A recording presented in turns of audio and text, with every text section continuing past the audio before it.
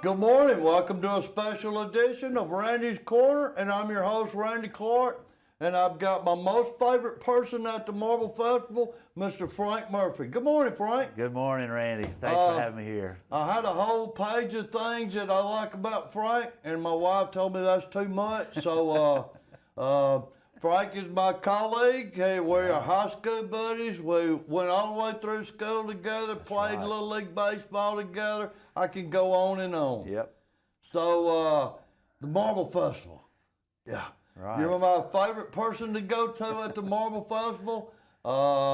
You're a mentor. I can go on and on. So, let's talk a minute about the Marble Festival. Okay, sure. Absolutely. It's been a great week. It's been a great week. Yeah, So, I know you don't always get your piece, rarely get your piece finished while you're up. Never. Okay. I wasn't going to say that, but since you said it. So, I'd like to talk about the piece that was donated to the library here lately. Could you tell where the inspiration come and talk about who actually bought it and dedicated it to the library? But you actually done it. I did it. It was an interesting story. It kind of had a long journey. It was originally commissioned by someone who wanted it for a family cemetery plot. And one day they called me after I'd gotten the stone, gotten the idea, had the clay version already done. They called and said, "We don't want to do that. We want to do something else." And so I was left with the stone and everything, but I had a point where I had nothing else to do. So I said, I'll just start on this project. I'll do it and see just what happens with it. And it really turned out well. I was really excited about the design. That's why I really wanted to keep doing it. And it's the ideas of 4 angels, and they're greeting the souls who come into heaven. And so their arms are kind of opened out, open for greeting them or reaching down to lift up those souls. And so that was kind of the idea of it. And worked on it for about a year and a half, really, and then when I finished it, I brought pictures of it to the Marble Festival 2 years ago, and just had the pictures and say, look, here's something I've done, it's too big to bring, but let you know that I've got this. And it got a lot of interest, and some people wanted to actually bring it here to Sylacauga.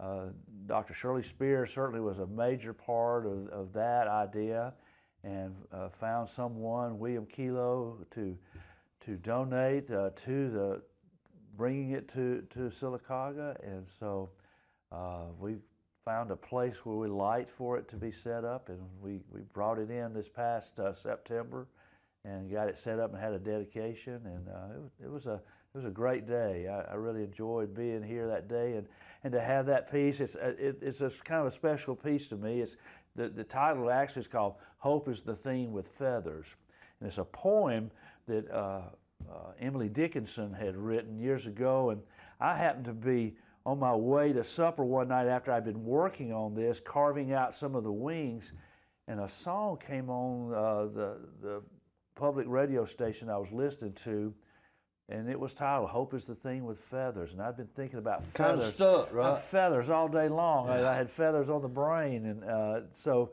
I just it kind of stopped me, and I went to look at where's these words coming from, and found out it was Emily Dickinson who had written the poem, and I found out I heard the name of the composer, and so that I said that's the title of this piece, and that's really kind of what it's about. It's about that idea of hope. Hope is the thing with feathers that perches in the soul, she writes.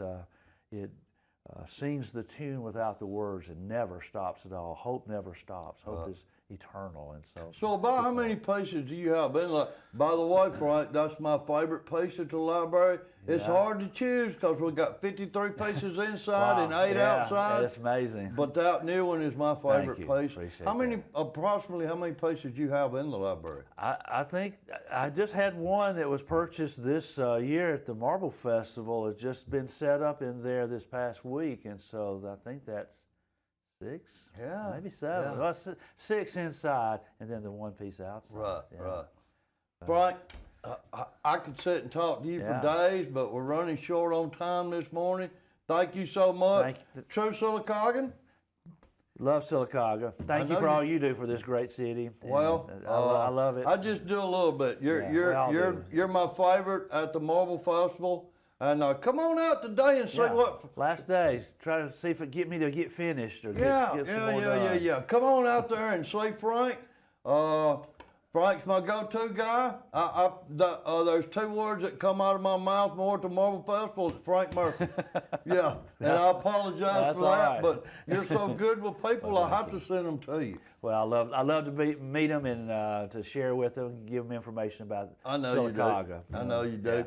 Love me some Frank Murphy. Who do I want to be when I grow up? Frank Murphy.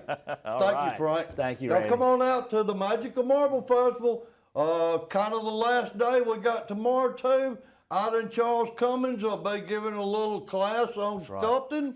That's going to be real good. I think that's from 11 to 12 or 11 to 1. That's right. So come on by the B.B. Comer Memorial Library. But come out there today. See Mr. Frank Murphy. We'll see you next time. All right. Thank you, Randy. Yeah.